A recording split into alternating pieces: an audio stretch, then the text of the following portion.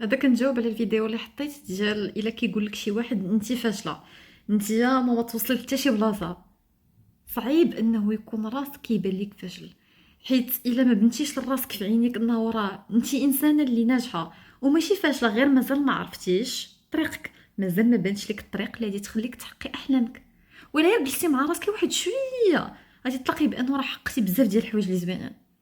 تقدري تكوني قريتي اولا تعلمتي شي حرفه، اولا كتهلاي في والديك، اولا عندك وليدات كتربيهم مزيان.